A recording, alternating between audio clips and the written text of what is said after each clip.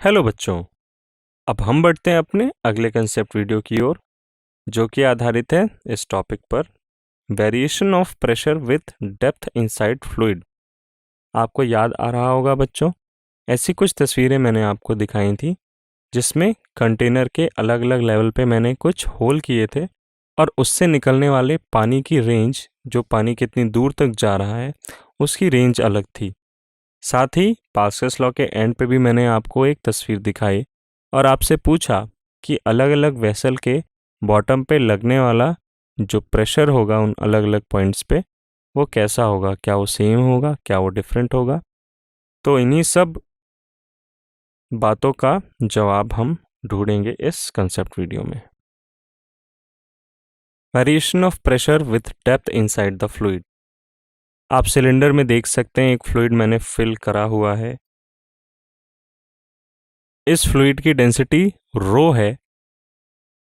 तो बच्चों, अब चूंकि हमको इसके बल्क में जाना है, इसके इनसाइड में प्रेशर कैसे वेरी होता है, तो क्यों ना इनसाइड में एक फ्लूइड एलिमेंट ले लिया जाए जो कि आइडेंटिकल हो। एक सिलेंड्रिकल फ्लूइड एलिमेंट हमने ले लिया कंटेनर के ही शेप का, जिसकी हाइट है h।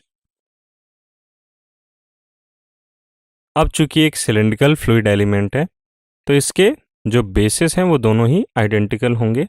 मान लेते हैं उनका एरिया है a। तो first one is the top base and the second one is the bottom base. अब बच्चों ये बताइए, इस फ्लूइड एलिमेंट के अंदर जो फ्लूइड हमने एज्यूम करा है कि ये कुछ अमाउंट ऑफ फ्लूइड कंटेन करेगा, तो बच्चों फ्लूइड भी तो अगर वो गैस है या लिक्विड है, पार्टिकल से बना है, उसका कुछ मास होगा तो उसका भी कुछ वेट एक्ट कर रहा होगा। तो उसका जो वेट एक्ट करेगा वो डाउनवर्ड mg एक्ट करेगा। अब ऊपर से मान लीजिए कि उसके फ्लूइड एलिमेंट के ऊपर जितना भी फ्लूइड है उसके वेट के कारण और एटमॉस्फेयर का जो भी प्रभाव है, हम मान लेते हैं टोटल अपवर्ड, टोटल जो फोर्स लग रहा है ऊपर वाले फेस पे वो F1 लग रहा है। अब चूंकि बच्चों आपको हमेशा ध्यान देना है कि अभी जितनी भी बातें हो रही हैं वो सब फ्लूइड्स एट रेस्ट के लिए बातें हो रही हैं। तो चूंकि फ्लूइड्स एट रेस्ट के बारे में बातें हो रही हैं, यानी हमारा ये छोटा सा फ्लूइड एलिमेंट भी रेस्ट पे होगा। इसका एक ही मतलब है बच्चों कि इसके अपवर्ड जो ऊपर वाले फेस पे लगने वाला फोर्स है और नीचे वाले फेस पे जो लगने वाला काउंटर फोर्स है, ये दोनों ही एक दूसरे को बैलेंस कर रहे होंगे, तभी हमारा ये फ्लूइड एलिमेंट रेस्ट पे होगा। तो इक्विलिब्रियम कंडीशन अप्लाई करें तो forces are balancing in vertical direction. तो we can write that F2 is equal to F1 plus mg।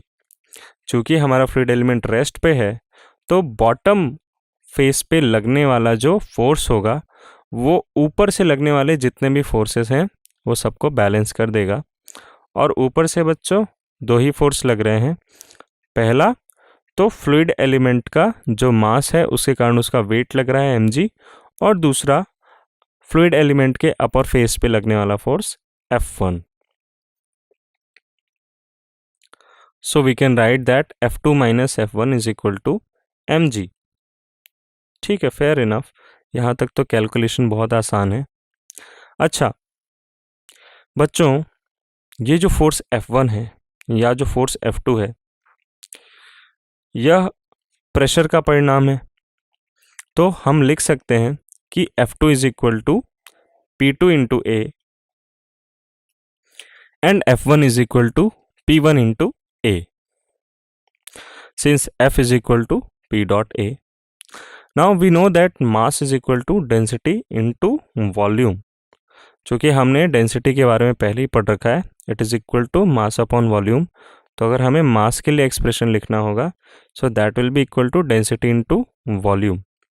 अब बच्चों वॉल्यूम किसका, चूँकि मास हम बात कर रहे हैं फ्लूइड एलिमेंट के मास की, तो वॉल्यूम भी हम फ्लूइड एलिमेंट का लेंगे।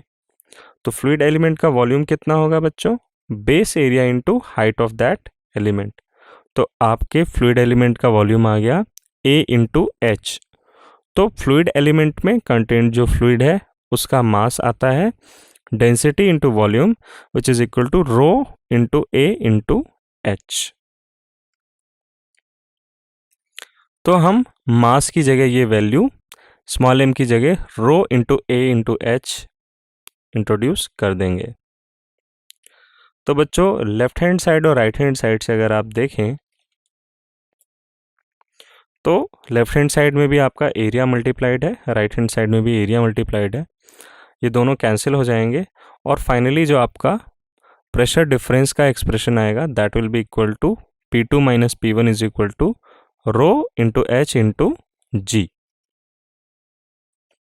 बच्चों अगर ये जो फ्लूइड एलिमेंट मैंने लिया है इसका जो टॉप फेस है अगर वो हमारे एंटायर फ्लूइड के सरफेस के साथ वो कोइंसाइड करे, इसका मतलब ये है कि हमारा टॉप फेस जो है वो एटमॉस्फेयर को फेस करेगा। तो ऊपर से जो लगने वाला प्रेशर है बच्चों P1 that will be equal to atmospheric pressure, क्योंकि हमारा जो टॉप सरफेस है, हमारा जो टॉप फेस है हमारे फ्लूइड एलिमेंट का वो एटमॉस्फेयर के डायरेक्ट कांटेक्ट में आ जाएगा।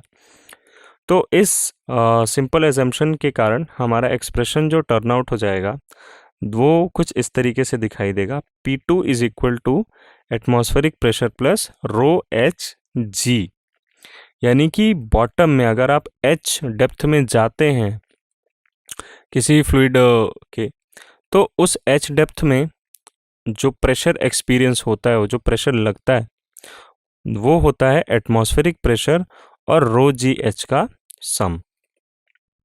सो in static fluid pressure at some vertical height is same throughout the fluid। इसका मतलब ये है बच्चों कि कोई फ्लूइड अगर स्टैटिक है तो अगर हम दो पॉइंट्स लेते हैं जो कि सेम वर्टिकल हाइट पे हैं, उन दोनों ही पॉइंट्स पे जो प्रेशर एक्सपीरियंस होगा वह सेम होगा, क्योंकि बच्चों आप देख लीजिए कहीं पे भी एरिया का कोई भी यहाँ पे उल्लेख नहीं हुआ, एरिया आपके एक्सप्रेशन में आ ही नहीं रहा है। आपका जो फाइनल एक्सप्रेशन है वो है pressure at any point is equal to sum of atmospheric pressure PATM plus rho H G. Rho means density of fluid, G means acceleration due to gravity and H is the height of that point. चलिए बच्चों concept को test करने का समय आ गया है। Why the blood pressure in human is greater at the feet than at the brain? ऐसा क्यों होता है कि ह्यूमन बॉडी में जो ब्लड प्रेशर होता है वो पैरों के करीब ज़्यादा होता है और आपके हेड पे, आपके ब्रेन पे वो कम होता है। आप 1 मिनट का समय ले बच्चों, सोचें और इस प्रश्न का जवाब दें। तो बच्चों जो कंसेप्ट आपने अभी अभी सीखा है उसको अप्लाई करिए, आपको इस प्रश्न का उत्तर मिल जाएगा। ऐसा इसलिए होता है बच्चों because the height of blood column in human body is more at the feet than at the brain. यानी कि अगर आप फीट का कोई पॉइंट लेते हैं, ठीक है, तो वो बॉटम में है, तो उसके ऊपर जो प्रेशर लगेगा एटमॉस्फेरिक प्रेशर तो लगेगा ही, साथ ही साथ जो ब्लड कॉलम है उसका भी प्रेशर रो जी एच लगेगा उस पॉइंट पे। Therefore the blood pressure in humans is greater at the feet than the brain.